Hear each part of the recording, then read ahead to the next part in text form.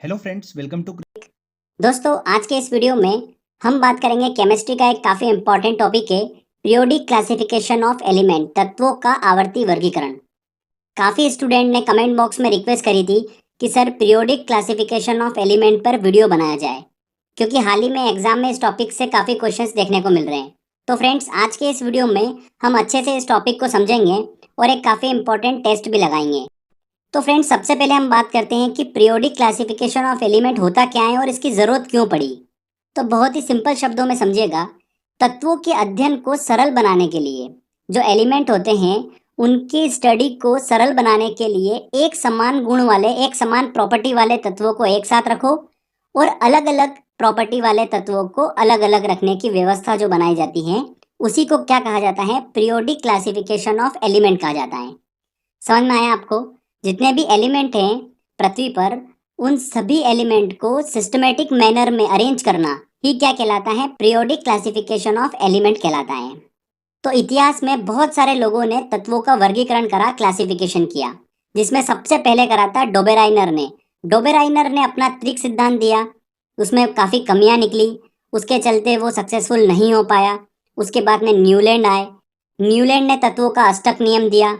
फिर आगे चलकर मैंडलीफ आए, मैंडलीफ ने आवर्त सारणी प्रेजेंट करी, पर मैंडलीफ की आवर्त सारणी जो थी, पीरियोडिक टेबल जो थी, उसमें भी बहुत सारी कमियां थी, इस वजह से वो भी सक्सेसफुल नहीं हो पाई। और उसके बाद सबसे लास्ट में फिर मोस्ले ने आधुनिक आवर्त सारणी, जिसे बोला जाता है मॉडर्न पीरियोडिक टेबल, को प्रेजेंट करा और वो सक्सेसफुल रही। उस पीरियोडिक टेबल में अच्छे से तत्वों का वर्गीकरण किया गया और हम आज जो पढ़ते हैं वो मॉडर्न पीरियोडिक टेबल के अनुसार ही पढ़ते हैं और उसी से एग्जाम में क्वेश्चन पूछे जाते हैं। क्लियर? तो चलिए फ्रेंड्स, एक एक करके हम सभी की अच्छे से स्टडी करते हैं और सारे इंपॉर्टेंट पॉइंट्स डिस्कस करते हैं जो एग्जाम में पूछे जा सकते हैं। तो देखिए फ्रेंड्स, सबसे पहले हम डिस्कस करते हैं डोबेराइनर का त्रिक सिद्धांत। डोबेराइनर एक जर्मन वैज्ञानिक थे। डोबेराइनर ने तत्वों मतलब एलिमेंट को तीन तीन के समूह में रखा। इन समूह को क्या कहा गया? त्रिक कहा गया। इसीलिए यह सिद्धांत क्या कहलाया? त्रिक सिद्धांत कहलाया। त्रिक सिद्धांत किससे संबंधित है? डोबेराइनर से संबंधित है। डोबेराइनर ने समूह में तीन तत्वों को इस तरीके से रखा कि बीच वाले तत्व का एटॉमिक मास मतलब परमाणु द्रव्यमान जो है, वो पहले और आखिरी मतलब पहले और तीसरे तत्व के एटॉमिक मास के औसत के लगभग बराबर हो। जैसे कि आप एग्जाम्पल देख सकते हैं, लिथियम, सोडियम और पोटेशियम, इनको एक ग्रुप में रखा गया। लिथियम और पोटेशियम का देखिए, जो एटॉमिक मास का एवरेज है वो सोडियम के एटॉमिक मास के लगभग बराबर आता है। तो इस तरीके से डोबेराइनर ने अपना त्रिक सिद्धांत दिया, पर इस सिद्धांत की भी बहुत सारी कमियां निकली। सभी तत्वों को त्रिक के रूप में नहीं जमाया जा सकता। तो डोबेराइनर का त्रिक सिद्धांत जो था, तत्वों को वर्गीकरण करने का जो तरीका था, वो क्या हो गया? फेल हो गया। उसके बाद में कौन आए? देखिए फ्रेंड्स, न्यूलैंड आए। न्यूलैंड ने क्या करा? अपना अष्टक नियम दिया। न्यूलैंड ने ज्ञात तत्वों को उनके परमाणु द्रव्यमान के एटॉमिक मास के बढ़ते क्रम में क्लासिफाइड किया। न्यूलैंड के समय में ज्ञात तत्वों की संख्या कितनी थी? 56 थी। ध्यान रखिएगा, न्यूलैंड ने कहा था कि तत्वों की जो टोटल संख्या है वो कितनी थी? 56 थी। ओके। न्यूलैंड ने क्लासिफिकेशन में सबसे कम परमाणु भार वाले तत्व हाइड्रोजन से शुरू करा और थ्योरियम तक इसको समाप्त करा। क्लासिफिकेशन में उन्होंने देखा कि हर एक तत्व अपने से आठवें तत्व से गुणधर्म मतलब प्रॉपर्टी में समानता रखता है। जैसा कि आप देख सकते हैं एग्जाम्पल, लिथियम के बाद देखिए आठवें स्थान पर कौन आता है? सोडियम आता है। ठीक है, लिथियम से आठवें स्थान पर सोडियम। तो लिथियम और सोडियम दोनों के प्रॉपर्टी जो है, गुणधर्म है, वो लगभग क्या रखते हैं? समानता रखते हैं। ठीक है, तो इस तरीके से न्यूलैंड ने क्या करा? तत्वों का वर्गीकरण करा। पर न्यूलैंड के अष्टक नियम की भी बहुत सारी कमियां निकल कर आई। न्यूलैंड का अष्टक नियम केवल कैल्शियम तक ही लागू होता है, इसके बाद में यह नियम फेल हो जाता है। न्यूलैंड ने कल्पना की थी कि प्रकृति में सिर्फ और सिर्फ 56 ही तत्व हैं, 56 ही एलिमेंट है, पर बाद में कई नए तत्वों की खोज हो गई। इस तरीके से न्यूलैंड ने जो तत्वों का वर्गीकरण करा था वो भी क्या हो गया? फेल हो गया, सक्सेसफुल नहीं हो पाया। फिर आगे चलकर अगले वैज्ञानिक कौन आए? मैंडलीफ आए। मैंडलीफ ने तत्वों का वर्गीकरण किस तरीके से करा? उन्होंने एक पीरियोडिक टेबल प्रस्तुत करी, जिसे क्या कहा गया? मैंडलीफ पीरियोडिक टेबल कहा गया। मैंडलीफ एक रशियन वैज्ञानिक थे। तत्वों के वर्गीकरण क्लासिफिकेशन में मैंडलीफ का बहुत ही इंपॉर्टेंट योगदान रहा है। एक इंपॉर्टेंट चीज ध्यान रखिएगा, मैंडलीफ ने ही सबसे पहले आवर्त सारणी मतलब पीरियोडिक टेबल को प्रस्तुत करा था। ध्यान रखिएगा, सबसे पहले निर्माण किसने करा था? मैंडलीफ ने करा था। ओके। मैंडलिफ ने ही तत्वों को उनके गुणधर्म मतलब प्रॉपर्टी के अनुसार सिस्टमेटिक तरीके से वर्गीकृत किया। मैंडलिफ ने हाइड्रोजन से शुरू कर तत्वों को उनके परमाणु द्रव्यमान, ध्यान रखिएगा, वेरी वेरी इंपॉर्टेंट पॉइंट बता रहा हूं आपको मैं, परमाणु द्रव्यमान एटॉमिक मास के बढ़ते क्रम में एक टेबल में अरेंज कराए। मैंडलिफ ने परमाणु द्रव्यमान मतलब एटॉमिक मास पर फोकस कराए। क्लियर? मैंडलिफ ने आवर्त सारणी को ग्रुप मतलब वर्ग, पीरियड मतलब आवर्त में डिवाइड किया। मैंडलिफ के आवर्त सारणी में 9 वर्ग थे और 7 आवर्त मतलब पीरियड थे। क्लियर? मैंडलिफ ने उस समय तक सभी ज्ञात तत्वों को शामिल करने के साथ साथ कुछ अज्ञात तत्व जिनकी खोज नहीं हुई थी उनके लिए अपनी टेबल में रिक्त स्थान भी छोड़ दिया था। पर मैंडलिफ ने जो तत्वों का वर्गीकरण करा इसकी भी बहुत सारी कमियां निकल कर आई। जैसे समान गुण वाले तत्वों को अलग अलग रखा गया, ज्यादा एटॉमिक मास वाले तत्वों को कम एटॉमिक मास वाले तत्वों से पहले रखा गया। जैसे आयोडीन को टेल्यूरियम के बाद रखना। आयोडीन का वेट कितना था? 126.92। टेल्यूरियम का वेट कितना था? 127.61। तो आयोडीन को टेल्यूरियम के बाद रखा गया, ये भी एक कमी निकल कर आई। तो ऐसे बहुत सारी कमियां निकल कर आई। तो मैंडलिफ का जो था तत्वों का वर्गीकरण करने का तरीका वो भी क्या हो गया? फेल हो गया। इसके बाद आगे चलकर 1913 में हेनरी मोसले आए। उन्होंने एलिमेंट के एक नए गुण की खोज करी, एटॉमिक नंबर, परमाणु संख्या जिसे कहा जाता है। तत्वों को बढ़ते हुए परमाणु भार की बजाय मोसले ने तत्वों को बढ़ते हुए परमाणु क्रमांक के अनुसार वर्गीकृत करा। मैंडलिफ ने क्या करा था? ध्यान रखिएगा, तत्वों को बढ़ते हुए परमाणु भार मतलब द्रव्यमान, एटॉमिक मास के बढ़ते क्रम में उनको अरेंज करा, जबकि मोसले ने बढ़ते हुए एटॉमिक नंबर के अनुसार वर्गीकृत कराए। ठीक है, वेरी वेरी इंपॉर्टेंट पॉइंट है ये। अब देखिए फ्रेंड्स, मॉडर्न पीरियोडिक टेबल के सभी इंपॉर्टेंट पॉइंट डिस्कस करने से पहले हमें 3 चीज़ों का आना बहुत ही ज़रूरी है। एक एटॉमिक नंबर क्या होता है, एटॉमिक मास क्या होता है, और किसी भी परमाणु तत्व का शेल स्ट्रक्चर जो कि मैं आपको बता चुका हूँ आगे, वो किस तरीके से बनाया जाता है, ये आपको आना ज़रूरी है। तो आपका समझना बहुत ही ईजी हो जाएगा। ओके, तो चलिए हम इन तीनों टर्म को अच्छे से समझ लेते हैं। एटॉमिक नंबर की बात करते हैं। तो एटॉमिक नंबर क्या होता है? किसी भी तत्व मतलब एलिमेंट के परमाणु के नाभिक में, न्यूक्लियस में उपस्थित प्रोटॉनों की संख्या क्या कहलाती है? उसका एटॉमिक नंबर कहलाती है। बहुत ही सिंपल, जितने उस तत्व के परमाणु के नाभिक में प्रोटॉनों की संख्या है वही उस तत्व का क्या कहलाता है? एटॉमिक नंबर कहलाता है। बहुत ही सिंपल। तो अगर मैं आपको बोलूं कि एटॉमिक नंबर बढ़ रहा है तो न्यूक्लियस में प्रोटॉनों की संख्या भी बढ़ रही होगी। बिल्कुल सही बात है। तो आपको ये चीज़ समझ में आई। अब देखिए, मैं आपको बता चुका हूँ पहले कि प्रोटॉन पे कौन सा चार्ज होता है? पॉजिटिव चार्ज होता है। इलेक्ट्रॉन पे कौन सा चार्ज होता है? नेगेटिव चार्ज होता है। ओके, तो एटॉमिक नंबर आपको अच्छे से समझ में आया। अब हम समझते हैं एटॉमिक मास क्या होता है। देखिए, एटॉमिक मास निकालने का तरीका बहुत ही सिंपल है। एटॉमिक नंबर को जस्ट आप दुगना कर दो तो लगभग लगभग उस तत्व का एटॉमिक मास निकल कर आ जाता है। समझ में आया आपको? एटॉमिक नंबर को दुगना कर दो तो उसका एटॉमिक मास निकल कर आ जाता है। लगभग लगभग एटॉमिक मास निकल कर आ जाता है। ठीक है फ्रेंड्स, तो एटॉमिक नंबर और एटॉमिक मास निकालना आपको अच्छे से आ गया।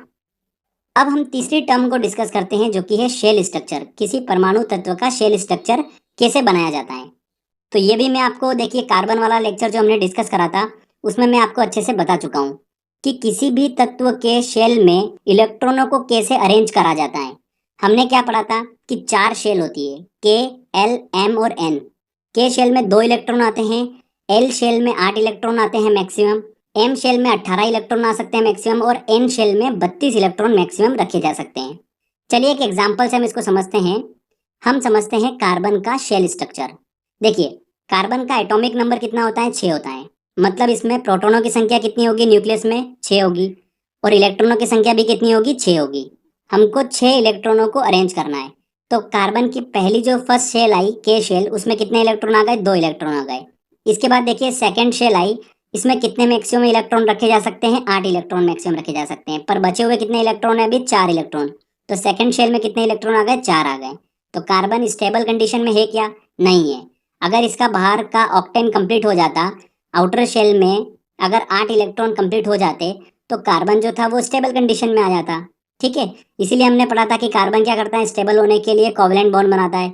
ये हम कार्बन वाले लेक्चर में डिस्कस कर चुके हैं। तो ये आपको शेल स्ट्रक्चर समझ में आया होगा। ठीक है, तो किसी भी तत्व का, परमाणु का आप शेल स्ट्रक्चर बना सकते हैं यहाँ से मैं समझ सकता हूँ। ठीक है, चलिए अब आगे हम इम्पोर्टेंट पॉइंट डिस्कस करते हैं मॉडर्न पीरियोडिक टेबल के। देखिए, जैसा कि आप देख सकते हैं कि मॉडर्न पीरियोडिक टेबल आपको दिख रही होगी। इस मॉडर्न पीरियोडिक टेबल में 18 वर्टिकल कॉलम है, जिसे क्या कहा जाता है, ग्रुप कहा जाता है, वर्ग कहा जाता है। और 7 हॉरिजेंटल रो हैं, जिन्हें क्या कहा जाता है, आवर्त कहा जाता है या फिर पीरियड कहा जाता है। ओके, और देखिए फ्रेंड्स, परमाणु संख्या एटॉमिक नंबर 58 से 71 तक के एलिमेंट को, जिन्हें लेंथेनाइट कहा जाता है, और परमाणु संख्या 90 से लेकर 103 तक के एलिमेंट को, जिन्हें एक्टिनाइट कहा जाता है, आवर्त सारणी के नीचे दो अलग अलग पंक्तियों में रखा गया है। ये भी आवर्त सारणी का ही पार्ट है।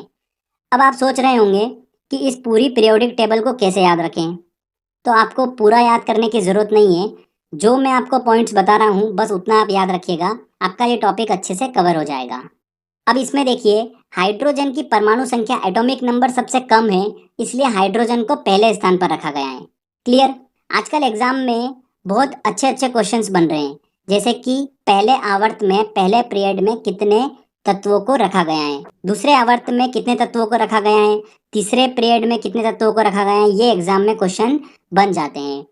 तो चलिए हम देख लेते हैं कि किस आवर्त में कितने तत्व होते हैं।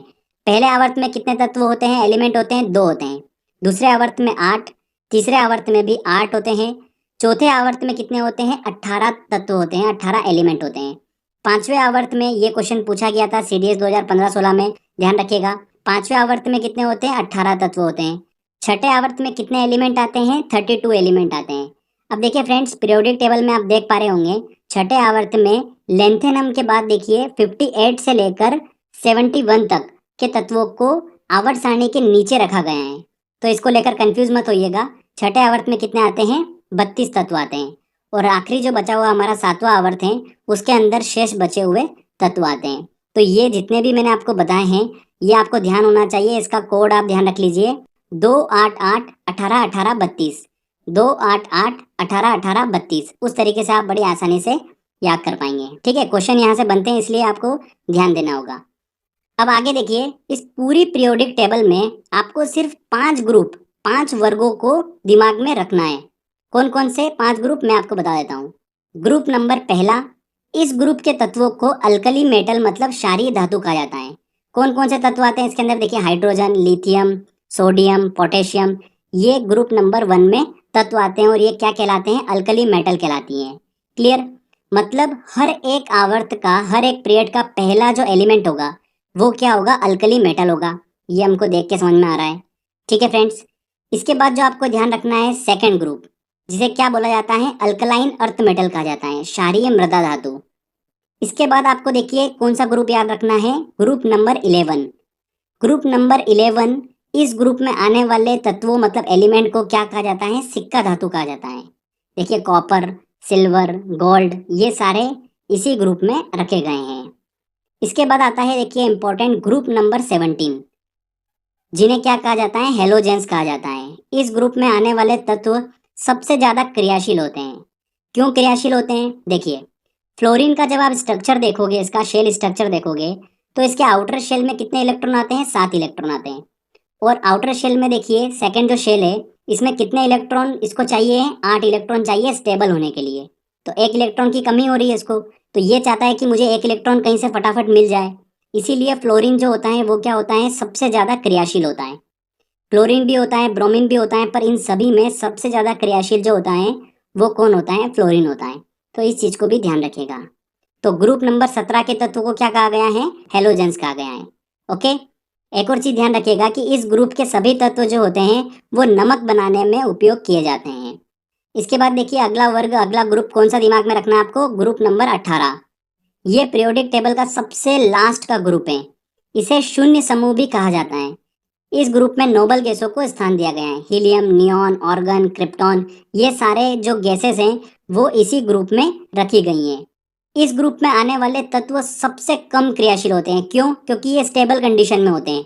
इन तत्वों को ना तो इलेक्ट्रॉन लेने की जरूरत होती है और ना देने की जरूरत होती है, तो ये बिल्कुल स्टेबल कंडीशन में होते हैं। तो 18वें वर्गों को क्या कहा जाता है, शून्य समूह कहा जाता है। ये आपको पता होना चाहिए, एग्जाम में पूछा जा सकता है। ओके, अब देखिए पीरियोडिक टेबल से रिलेटेड कुछ और इंपॉर्टेंट पॉइंट्स निकल कर आते हैं, उन्हें भी हम अच्छे से डिस्कस कर लेते हैं। अभी तक कुल ज्ञात तत्वों की बात करते हैं तो कुल ज्ञात तत्वों की संख्या कितनी है दोस्तों? 118। ध्यान रखिएगा, 118 अभी तक कुल ज्ञात तत्वों की संख्या है जिन्हें पीरियोडिक टेबल में प्रस्तुत किया गया है। इसमें 98 जो तत्व हैं, एलिमेंट हैं, वो प्रकृति में नेचुरली अवेलेबल हैं, पर 20 तत्व ऐसे हैं जिन्हें आर्टिफिशियल मतलब कृत्रिम रूप से तैयार किया जाता है, मैनमेड द्वारा बनाए गए हैं। 118 तत्वों में 91 मेटल है और 27 जो है वो नॉन मेटल है। क्लियर? तो ये तो हमने डिस्कस करा कि अभी तक कुल कितने तत्व हैं। अब आगे देखिए, पृथ्वी पर सबसे अधिक मात्रा में पाए जाने वाले तत्व की बात करते हैं तो वो कौन सा तत्व है, कौन सा एलिमेंट है? वो है ऑक्सीजन। ध्यान रखिएगा, यहाँ पर मैं फोकस कर रहा हूँ एलिमेंट पर अगर मैं स्पेसिफाई कर दूं कि पृथ्वी पर सबसे अधिक मात्रा में पाए जाने वाली धातु मेटल कौन सी है, तो वो कौन सी है दोस्तों? एल्यूमिनियम। दोनों चीज आपको दिमाग में होना चाहिए।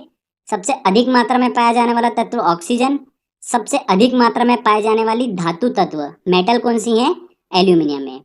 पूरी आवर्त सारणी में सबसे हल्का तत्व कौन सा है? हाइड्रोजन है। ऑब्वियस सी बात है, एटॉमिक नंबर इसका 1 है, हम देख सकते हैं, तो इसका एटॉमिक मास भी जो है वो सबसे कम होगा।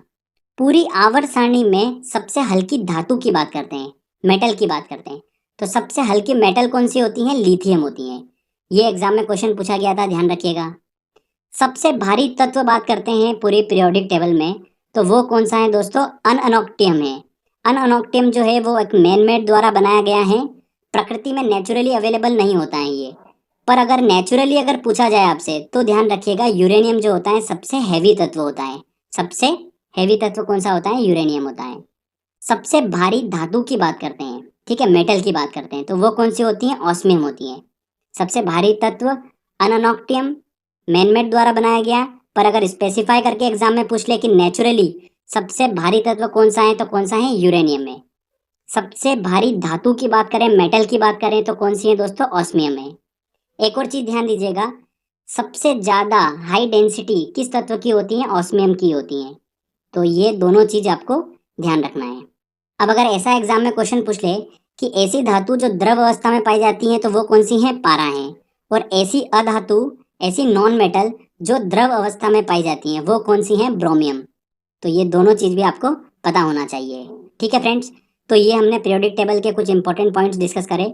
अब देखिए दोस्तों, लास्ट में हम डिस्कस करते हैं पीरियोडिक प्रॉपर्टीज के बारे में। ये थोड़ा सा एडवांस लेवल है, बट एग्जाम में आजकल क्या है, लेवल बढ़ा के क्वेश्चन पूछे जा रहे हैं, तो इसका हमको आइडिया होना चाहिए। पीरियोडिक प्रॉपर्टीज की बात करते हैं तो उसमें हम दो चीजें डिस्कस करेंगे। एक डिस्कस करेंगे एटॉमिक साइज के बारे में, और दूसरा हम डिस्कस करेंगे इलेक्ट्रोनेगेटिविटी के बारे में। इसे विद्युत ऋणात्मकता कहा जाता है। तो ये दोनों प्रॉपर्टीज हमको डिस्कस करना बहुत जरूरी है। तो सबसे पहले हम डिस्कस करते हैं एटॉमिक साइज के बारे में। तो पीरियोडिक टेबल में जब भी हम टॉप टू बॉटम जाते हैं, ऊपर से नीचे जाते हैं, तत्वों की साइज जो होती हैं, एलिमेंट की साइज जो होती हैं, वो क्या होती हैं? इंक्रीज होती हैं। जैसा कि आप पहला देखिए, ग्रुप देखिए, उसमें हाइड्रोजन, लिथियम, सोडियम, पोटेशियम, ये पहले ग्रुप के तत्व हैं। अब हम ऊपर से नीचे आ रहे हैं तो सभी के शेल स्ट्रक्चर आपको दिख रहे हैं। तो देखिए, हाइड्रोजन का शेल जो है वो एक है, लिथियम के देखिए एक शेल इंक्रीज हो गया, सोडियम की साइज देखिए यहाँ पर 3 शेल आ गई, पोटेशियम में देखिए यहाँ पर 4 शेल आ गई। तो शेल इंक्रीज हो रही है मतलब साइज भी इंक्रीज हो रही है। क्लियर? तो ये तो समझ में आ गया कि टॉप टू बॉटम आने पर आवर्त सारणी में तत्वों की साइज जो है वो क्या होती है? इंक्रीज होती है। चलिए आगे हम देखते हैं कि पीरियोडिक टेबल में लेफ्ट टू राइट जाने पर क्या होता है। तो लेफ्ट टू राइट जाने पर तत्वों की साइज जो होती है वो क्या होती है? कम हो जाती है। दूसरा आवर्त आपको दिख रहा होगा, दूसरा पीरियड आपको दिख रहा होगा। इसमें देखिए सबसे पहला लिथियम, बेरिलियम, फिर boron, carbon, nitrogen, oxygen, fluorine, ये आ गए हमारे दूसरे आवर्त के तत्व। ठीक है, लेफ्ट टू राइट में। अब इन सबके शेल स्ट्रक्चर आप देख रहे होंगे, सभी एलिमेंट में शेल जो है वो बिल्कुल इक्वल आ रही है। ओके, अब देखिए फ्रेंड्स, लिथियम का एटॉमिक नंबर कितना है? 3 है। तो इसके न्यूक्लियस में प्रोटॉनों की संख्या भी कितनी होगी? 3 होगी। बेरिलियम में देखिए यहाँ पर एटॉमिक नंबर 4 है, तो न्यूक्लियस में प्रोटॉनों की संख्या क्या होगी? 4 होगी। क्लियर? यहाँ पर न्यूक्लियस में प्रोटॉनों की संख्या बढ़ गई। ऐसे जैसे जैसे आगे जाएंगे हम, एटॉमिक नंबर बढ़ने की वजह से न्यूक्लियस में, उसके नाभिक में प्रोटॉनों की संख्या क्या हो रही है? इंक्रीज हो रही है, पॉजिटिव चार्ज इंक्रीज हो रहा है। तो अगर नाभिक में पॉजिटिव चार्ज इंक्रीज होगा तो जो उसके आसपास इलेक्ट्रॉन है उसको क्या करेगा? वो खींचेगा, पुल करेगा। साइज क्या होगी? कम हो जाएगी। तो इसीलिए पीरियोडिक टेबल में लेफ्ट टू राइट जाने पर तत्वों की साइज जो होती है वो कम हो जाती है। जितना ज़्यादा नाभिक में न्यूक्लियस में पॉजिटिव चार्ज होगा, उतना ज़्यादा नाभिक जो है वो इलेक्ट्रॉन को खींचेगा, और खींचेगा तो साइज कम हो जाएगी। तो हमको क्लियर समझ में आ रहा है कि लेफ्ट टू राइट जाने पर तत्वों की साइज जो होती है वो क्या होती है फ्रेंड्स, कम हो जाती है। तो आपको एटॉमिक साइज समझ में आ गया। तो अगर एटॉमिक साइज से क्वेश्चन पूछते हैं एग्जाम में तो आप बिल्कुल इजीली बना पाएंगे। देखिए, सेकंड प्रॉपर्टी आती है हमारी इलेक्ट्रोनेगेटिविटी। इलेक्ट्रोनेगेटिविटी होता क्या है, विद्युत ऋणात्मकता होती क्या है, ये हमको समझना जरूरी है। तो किसी तत्व परमाणु द्वारा इलेक्ट्रॉन लेने की या बोल सकते हैं ग्रहण करने की टेंडेंसी क्या कहलाती है, उसकी इलेक्ट्रोनेगेटिविटी कहलाती है। क्लियर।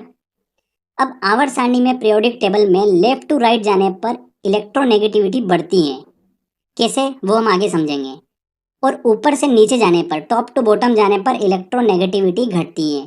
साइज के जस्ट अपोजिट होता है ये इलेक्ट्रोनेगेटिविटी। साइज बढ़ रही है तो इलेक्ट्रोनेगेटिविटी घटेगी, साइज घट रही है तो इलेक्ट्रोनेगेटिविटी बढ़ेगी। दोनों एक दूसरे के क्या होते हैं, इन्वर्स होते हैं। ये आपको क्लियर हुआ। अब देखिए, एक एग्जाम्पल से हम समझते हैं। पहला वर्ग आप देख रहे होंगे, इस पहले वर्ग का तत्व है लिथियम, जिसका एटॉमिक नंबर क्या है, 3 है। इसमें इलेक्ट्रॉन की संख्या कितनी होगी, 3 होगी। तो देखिए इसका शेल स्ट्रक्चर, इसके पहले वाले शेल में 2 इलेक्ट्रॉन आ गए, आउटर शेल में कितने इलेक्ट्रॉन आ गए, 1 इलेक्ट्रॉन आ गया। अब लिथियम को स्टेबल होने के लिए कितने इलेक्ट्रॉन रिक्वायर्ड हैं, 7 इलेक्ट्रॉन और रिक्वायर्ड हैं, क्योंकि इसके आउटर शेल में देखिए 7 इलेक्ट्रॉन और आ सकते हैं, तभी लिथियम जो होगा वो स्टेबल कंडीशन में आएगा। तो इलेक्ट्रॉन लेने की टेंडेंसी लिथियम की जो है वो कितनी है, कम है, क्योंकि इसको 7 इलेक्ट्रॉन चाहिए, तब जाके स्टेबल होगा। अब अगला तत्व देखिए, वे ग्रुप का हमने लिया फ्लोरीन, जिसका एटॉमिक नंबर क्या होता है, 9 होता है। इसमें इलेक्ट्रॉन कितने होंगे, 9 होंगे। तो देखिए इसका शेल स्ट्रक्चर, इसमें पहले वाले शेल में 2 इलेक्ट्रॉन आ गए, आउटर शेल में कितने इलेक्ट्रॉन आ गए, बचे हुए 7 इलेक्ट्रॉन। 1 इलेक्ट्रॉन यहाँ पर फ्लोरीन को कम लग रहा है आउटर शेल में, 1 इलेक्ट्रॉन और आ जाएगा तो इसका आउटर शेल जो होगा वो कंप्लीट हो जाएगा। तो फ्लोरीन चाहता है कि 1 इलेक्ट्रॉन मुझे मिल जाए, और हमने देखिए ऊपर समझा लिथियम जो है उसको कितने इलेक्ट्रॉन चाहिए, 7 इलेक्ट्रॉन चाहिए, और फ्लोरीन को सिर्फ 1 इलेक्ट्रॉन चाहिए। तो इलेक्ट्रॉन लेने की तड़प सबसे ज्यादा किसको है, फ्लोरीन को है। तो इलेक्ट्रॉन नेगेटिविटी सबसे ज्यादा किसकी होगी, फ्लोरीन की सबसे ज्यादा होगी। तो आपको ये चीज क्लियर हुई। तो आवर्त में लेफ्ट टू राइट जाने पर इलेक्ट्रोनेगेटिविटी बढ़ रही है, ये चीज समझ में आ गई आपको। और ऊपर से नीचे आने पर इलेक्ट्रोनेगेटिविटी घट रही है। तो आई होप दोस्तों आपको ये इलेक्ट्रोनेगेटिविटी वाला कंसेप्ट समझ में आया होगा। इलेक्ट्रॉन लेने की टेंडेंसी जिसकी सबसे ज़्यादा होगी वो उतना इलेक्ट्रॉन नेगेटिव होता है। पूरी आवर्त सारणी में ध्यान रखिएगा, पीरियोडिक टेबल में सबसे ज़्यादा इलेक्ट्रोनेगेटिव कौन सा एलिमेंट होता है, फ्लोरीन होता है। वेरी वेरी इंपॉर्टेंट क्वेश्चन है, एग्जाम में पूछा जा सकता है, इस चीज़ को ध्यान रखिएगा। तो फ्रेंड्स, ये हमने समझा, दोनों प्रॉपर्टी को अच्छे से डिस्कस कर लिया। अब देखिए फ्रेंड, लास्ट में हम ये डिस्कस कर लेते हैं, हो सकता है कि एग्जाम में आपको सीधे डेफिनेशन ही पूछ ले, ठीक है, कि ये डेफिनेशन किसने दी है। तो आपको पता होना चाहिए, इसलिए जस्ट एक बार आप इसको रीड कर लीजिए कि मेंडलीव का आवर्त नियम क्या कहता है। तत्वों के रासायनिक और भौतिक गुण, केमिकल और फिजिकल प्रॉपर्टी जो होती हैं वो परमाणु द्रव्यमान के आवर्ती फलन होती हैं। और आधुनिक आवर्त नियम क्या कहता है कि तत्वों के एलिमेंट के केमिकल और फिजिकल गुणधर्म उनके परमाणु संख्या के आवर्ती फलन होती हैं, एटॉमिक नंबर के आवर्ती फलन होती हैं। क्लियर। तो बस आपको ये डेफिनेशन एक बार सुनना है, इसके अलावा आपको कुछ भी करने की जरूरत नहीं है, ठीक है फ्रेंड्स। तो यहाँ पर देखिए हमारा ये थ्योरी सेक्शन कंप्लीट होता है। अच्छे से हमने सारे इंपॉर्टेंट पॉइंट कवर करे हैं, एग्जाम में क्वेश्चन आपको यहीं से देखने को मिलना है। तो फ्रेंड्स चलिए, अब बारी है टेस्ट लगाने की और एनालिसिस करने की ज़रूरत है कि आपने इस टॉपिक को कितने अच्छे से समझा है। तो चलिए टेस्ट की ओर चलते हैं। तो देखिए फ्रेंड्स, पहला क्वेश्चन है, तत्वों का सबसे पहले वर्गीकरण किसने किया था। सबसे पहले वर्गीकरण किसने करा था, डोबेराइनर ने करा था। तत्वों के वर्गीकरण से संबंधित त्रिक के नियम का प्रतिपादन किसने किया था। त्रिक का नियम किसने दिया था, ट्रायड रूल किसने दिया था, डोबेराइनर ने दिया था। तत्वों के वर्गीकरण से संबंधित अष्टक नियम, लॉ ऑफ ऑक्टेव्स का प्रतिपादन किसने किया था, किसने करा था, न्यूलैंड ने करा था। अष्टक नियम न्यूलैंड ने दिया था। चलिए अगला क्वेश्चन लेते हैं। किस वैज्ञानिक ने सर्वप्रथम आवर्त सारणी का निर्माण किया। सबसे पहले आवर्त सारणी का निर्माण किसने करा था, मेंडलीफ ने करा था। उसके बाद में मोसले ने उसमें थोड़ा सा मॉडिफिकेशन करा था। सबसे पहले आवर्त सारणी का निर्माण मेंडलीफ ने करा था। आधुनिक आवर्त नियम, मॉडर्न पीरियोडिक लॉ का प्रतिपादन किसने किया था। आधुनिक आवर्त नियम किसने दिया, मोसले ने दिया। तो डी आंसर। मेंडलीफ की आवर्त सारणी में तत्वों के वर्गीकरण का आधार है। देखिए मेंडलीफ की आवर्त सारणी जो है वो बढ़ते हुए परमाणु द्रव्यमान से संबंधित है, तो यहाँ पर ए आंसर सही होगा। मोसले की जो आवर्त सारणी है वो बढ़ते हुए परमाणु क्रमांक एटॉमिक नंबर से संबंधित है। यहाँ पर मेंडलीफ पूछा है तो परमाणु द्रव्यमान बिल्कुल सही आंसर होगा। चलिए अगला क्वेश्चन लेते हैं। आधुनिक आवर्त सारणी में वर्गों की कुल संख्या कितनी है? कितने ग्रुप्स हैं? टोटल 18 ग्रुप हैं। आधुनिक आवर्त सारणी मॉडर्न पीरियोडिक टेबल में आवर्तों की कुल संख्या कितनी है? पीरियड कुल कितने हैं?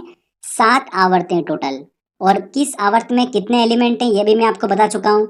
2, 8, 8, 18, 18 और 32 और लास्ट में शेष तत्व टोटल आ गए। ठीक है, तो ये आ गए हमारा पहला आवर्त, दूसरा आवर्त, तीसरा आवर्त, चौथा, पांचवा, छठा और ये सातवां। तो अगर आपसे पूछे कि पांचवें आवर्त में कितने तत्व रखे गए हैं तो कितने होते हैं? 18 तत्व। ठीक है, तो ये एग्जाम में क्वेश्चंस काफी बन रहे हैं, इन चीजों को ध्यान रखिएगा। आधुनिक आवर्त सारणी में तत्वों को व्यवस्थित किया गया है। आधुनिक आवर्त सारणी में बढ़ते हुए परमाणु संख्या में। डी आंसर इसका बिल्कुल सही होगा। नेक्स्ट क्वेश्चन लेते हैं। किस वर्ग के तत्वों को सिक्का धातु कहा जाता है? किस वर्ग के? 11वें वर्ग के तत्वों को सिक्का धातु कहा जाता है। शून्य समूह में रखे गए तत्व किस नाम से जाने जाते हैं? किस नाम से जाने जाते हैं? हेलोजन, क्षारीय धातुएं, क्षारीय मृदा धातुएं, ये तीनों तो बिल्कुल गलत। निष्क्रिय तत्व, बिल्कुल। अक्रिय तत्व इन्हें कहा जाता है इनर्ट गैस, जिन्हें इंग्लिश में बोला जाता है शून्य समूह में रखा गया उन सभी को। तो डी आंसर यहाँ पर सही होगा। सबसे भारी धातु है, सबसे भारी धातु, देखिए सबसे भारी मेटल के बारे में पूछा है। कौन सी होती हैं? ऑस्मियम होती हैं। सबसे हाईएस्ट डेंसिटी किसकी होती है? ऑस्मियम की होती है। क्लियर? चलिए अगला क्वेश्चन देखते हैं। सबसे हल्की धातु है, सबसे हल्की धातु कौन सी होती है? मेटल कौन सी होती है? लिथियम होती है। सबसे हल्का तत्व कौन सा होता है? सबसे हल्का तत्व होता है हाइड्रोजन। निम्न में से कौन सा तत्व सर्वाधिक विद्युत ऋणात्मक इलेक्ट्रोनेगेटिव है? सबसे ज्यादा इलेक्ट्रोनेगेटिव कौन सा होता है? फ्लोरीन होता है। ठीक है, ये हम पूरा समझ चुके हैं अच्छे से। बी आंसर बिल्कुल सही होगा। पृथ्वी पर सबसे अधिक मात्रा में पाए जाने वाली धातु तत्व हैं। कौन सी धातु तत्व है? एल्यूमिनियम। सबसे अधिक मात्रा में धातु तत्व पाया जाता है एल्यूमिनियम। पृथ्वी पर सबसे अधिक मात्रा में पाया जाने वाला तत्व, सबसे ज्यादा तत्व कौन सा पाया जाता है? ऑक्सीजन पाया जाता है। एलिमेंट की बात करें तो ऑक्सीजन, मेटल की बात करें तो एल्यूमिनियम। प्रत्येक आवर्त का अंतिम सदस्य होता है। तो फ्रेंड्स पीरियोडिक टेबल का आखिरी वर्ग, सबसे लास्ट ग्रुप कौन सा होता है? अक्रिय गैसों का, निष्क्रिय गैसों का होता है। तो निष्क्रिय गैसों का सदस्य आता है सबसे आखिरी में आवर्त में। ठीक है, पीरियड का सबसे अंतिम सदस्य कौन होगा? निष्क्रिय गैस होगा। तो यहाँ पर देखिए सी आंसर, एक निष्क्रिय गैस होता है अंतिम सदस्य, बिल्कुल सही आंसर होगा। देखिए नेक्स्ट क्वेश्चन है। प्रत्येक आवर्त का पहला सदस्य होता है। प्रत्येक आवर्त का पहला सदस्य क्या होता है? क्षार धातु होती है, अल्कलाइन मेटल होती है। A answer. आवर्त सारणी के दूसरे आवर्त में तत्वों की संख्या कितनी होती है? कितनी होती है? मैंने आपको बताया था 2, 8, 8, 18, 18, 32 और बचे हुए। तो दूसरे आवर्त में कितने आते हैं? 8 आते हैं। बी आंसर सही होगा। आधुनिक आवर्त सारणी के पांचवें आवर्त में कितने तत्व हैं? पांचवें आवर्त में कितने होते हैं? 18 तत्व होते हैं, मतलब सी आंसर सही होगा। नेक्स्ट क्वेश्चन लेते हैं। आधुनिक आवर्त सारणी मॉडर्न पीरियोडिक लॉ के 17वें वर्ग को क्या कहा जाता है? क्या कहा जाता है? हेलोजेंस कहा जाता है। तो फ्रेंड्स देखिए यहाँ पर हमारा टेस्ट कंप्लीट होता है। आई होप आपने एनालिसिस करा होगा कि इस टॉपिक को आपने कितने अच्छे से समझा है। तो फ्रेंड्स क्वेश्चंस देखिए घुमा फिरा के पूछ सकते हैं। जितना मैंने आपको बताया अगर आप उतना कवर करते हैं तो एग्जाम में डेफिनेटली आप क्वेश्चन को सॉल्व कर पाएंगे। तो फ्रेंड्स आई होप आपको ये वीडियो काफी पसंद आया होगा। और अगर तुम लोगों को ये वीडियो पसंद आई तो यार लाइक मार दो, और नहीं आई तब भी लाइक मार दो, क्योंकि फर्क नहीं पड़ता। सही बता रहा हूँ, फर्क नहीं पड़ता, बस लाइक मार दो। और अगर तुम लोग नए हो तो सब्सक्राइब करो, वो जो लाल वाला बटन है उस पर कुछ भी फेंक के मारो, ये माइक फेंक के मारो, ये कैमरा फेंक के मारो, मैंने उल्टा बोल दिया लेकिन मुझे फर्क नहीं पड़ता है, बस सब्सक्राइब करो, मुझे नहीं पता।